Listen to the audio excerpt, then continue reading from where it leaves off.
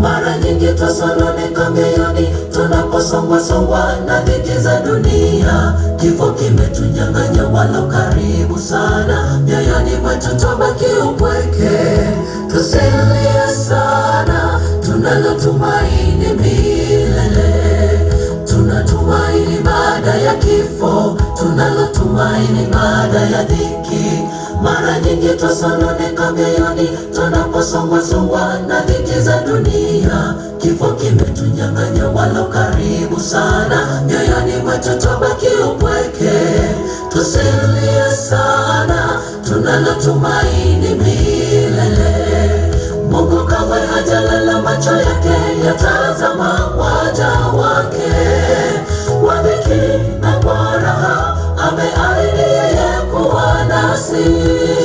Tumtazamie, tumtegemee, kazi yake haina makosa. Ng'ambo ya bahari atatufuta machozi. Mungu kamwe hajalala, macho yake yatazama waja wake. Kwa dhiki na kwa raha ameahidi yeye kuwa nasi. Mimi dadake George. Tulikuwa na George, Peter katuacha, sasa nimebaki. Naona hiyo mzigo itakuwa ngumu kwa wa kwanza, lakini Mungu atatuwezesha. Maisha itaendelea. George alikuwa na upendo sana. Hakuna mtu hakuchukia mtu hata mmoja. Hakuwa na neno na mtu wowote. Na alikuwa mcha Mungu sana. Hakutembea bila Biblia kwa mfuko wake. Ungemuuliza chapta yoyote angekueleza kutoka kwa kichwa. Alikuwa anajua Biblia kutoka Genesis mpaka mwisho, the Old and the New Testament. Kwa hivyo siku ya leo najua ameenda kutana na Mungu wake, na mahali alipo atatulia. Mungu awabariki. Mjamboni tena. Hawa ndio watoto wa George. Mtoto mkubwa ni Marcus. Songa mbele. Anafuatiliwa na Morgan kuja. Alafu Julie na Peter.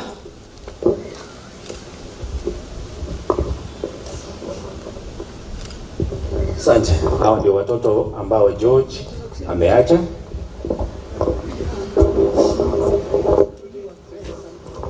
Wacha tupeane nafasi. Julie, you want to say something? Please. Praise God. Praise God again. I don't have much to say, but I would like to thank you for all coming. Thank you for supporting us. I loved him, although God loved him more than I did. Thank you all.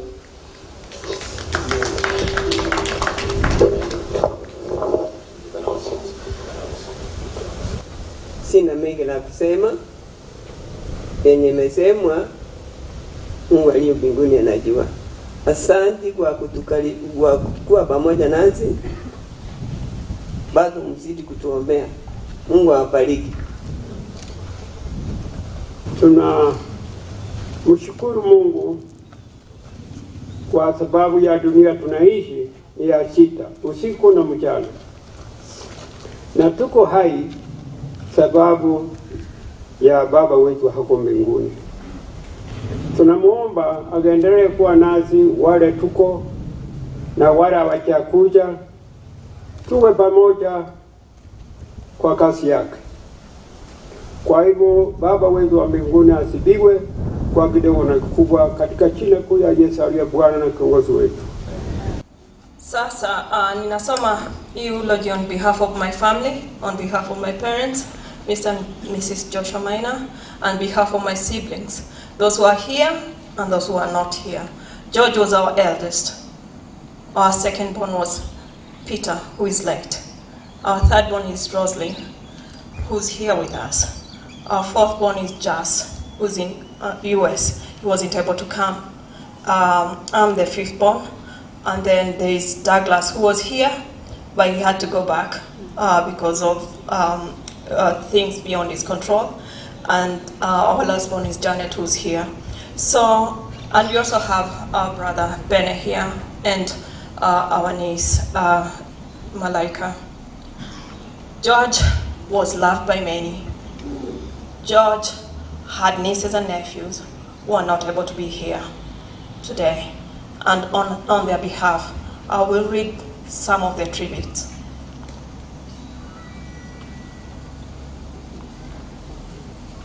I'll start with my brother Jas, who is in the US.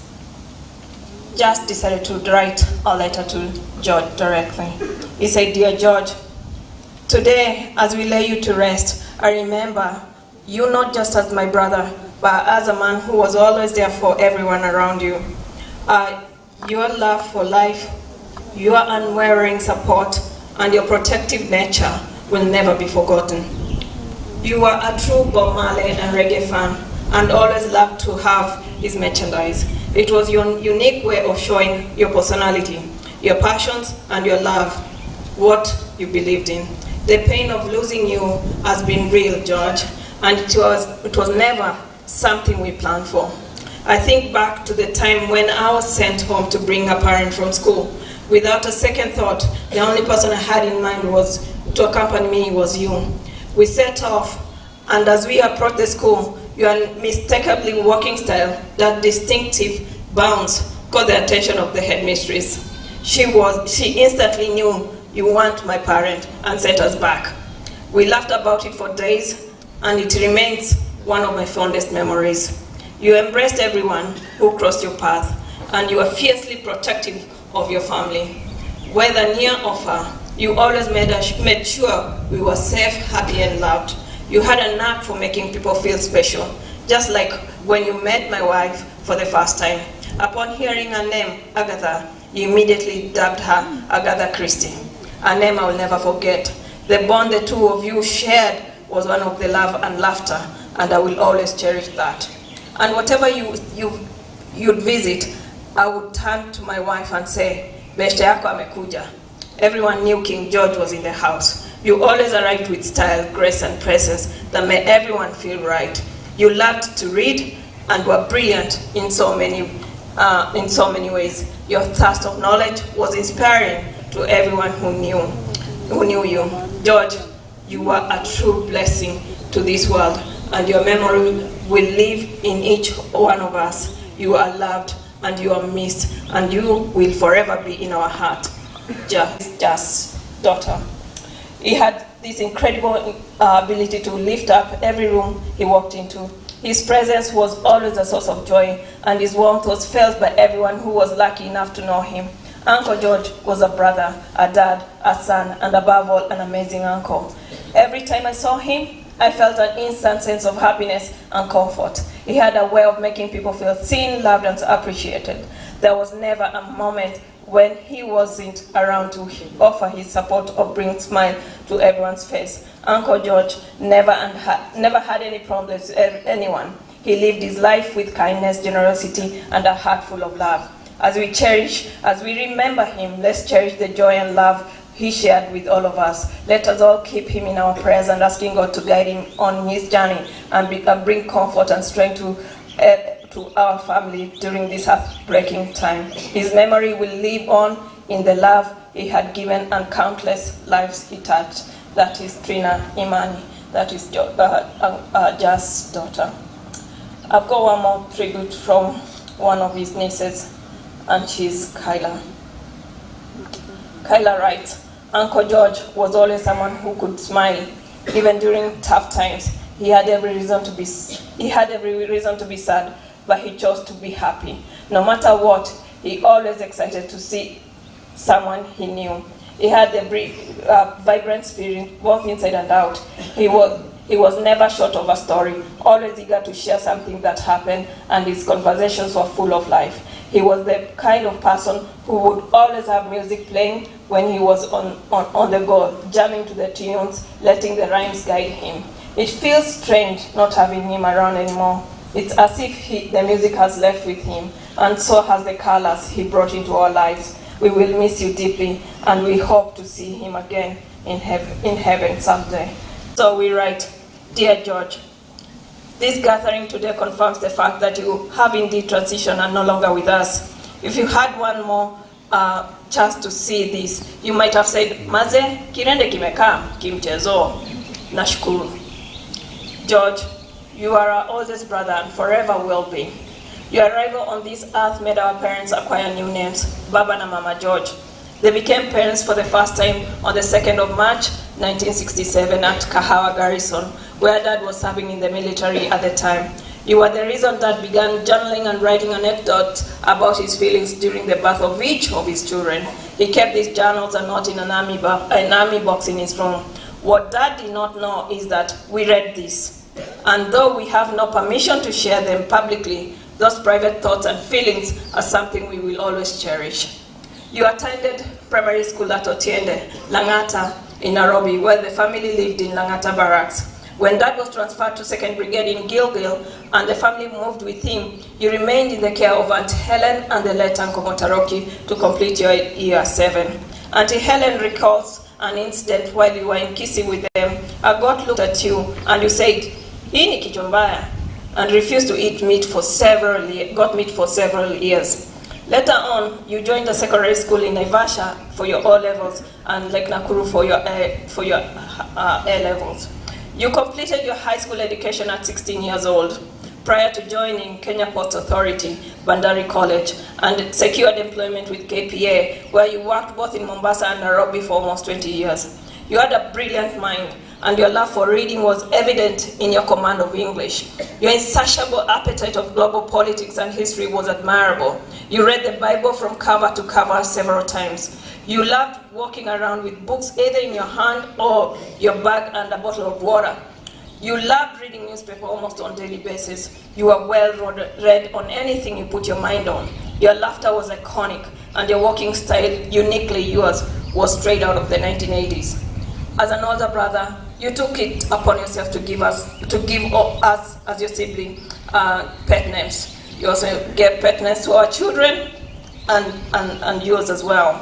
So, for example, our late brother Peter, you called him Tosh. Rosalind, you always called her Karoza. Jazz, you called him Bajwe. Gladys, me, you called me Grab. Doug, you called him Badae. Janet, you called him Bajwe. Marcus, you called him Gave. Your nieces, Kisha, you called her Kamismis. Kyla, you called her Kamama, and Malaika, who's around with us, you used to call her Angel. Your proclivity of reggae music made us grow up listening to that music which has become part of our childhood.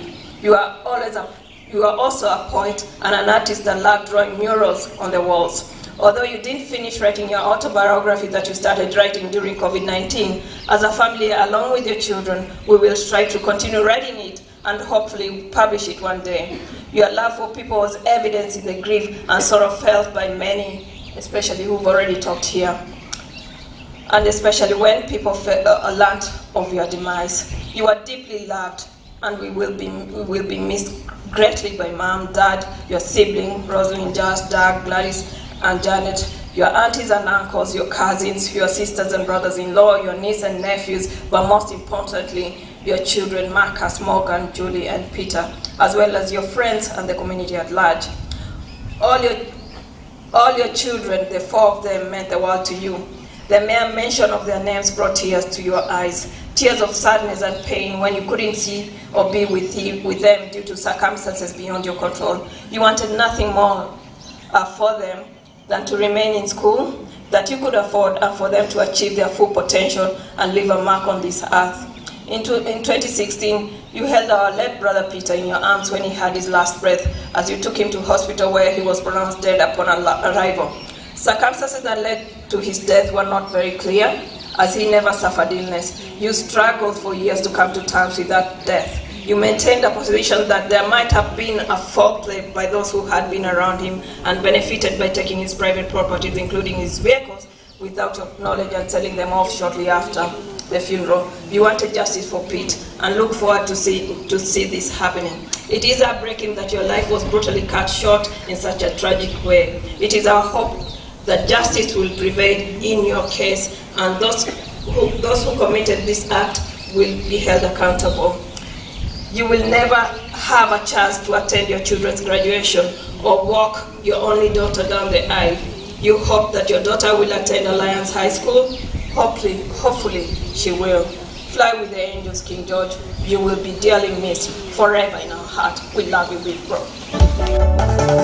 Hezekia akaomba aongezewe maisha, alipoambiwa atengeze mambo ya nyumba yake. Siku zetu za kuishi duniani, siku zetu si nyingi. Hezekia akaomba aongezewe maisha, alipoambiwa atengeze mambo ya nyumba yake. Siku zetu za kuishi duniani, siku zetu si nyingi. Mwanadamu aliyezaliwa na mwanamke, siku zake za kuishi si nyingi. Tu kama samaki tayari nyang'uni, na ndege walionaswa mtegoni. Maisha kama moshi yanapita, tengeza mambo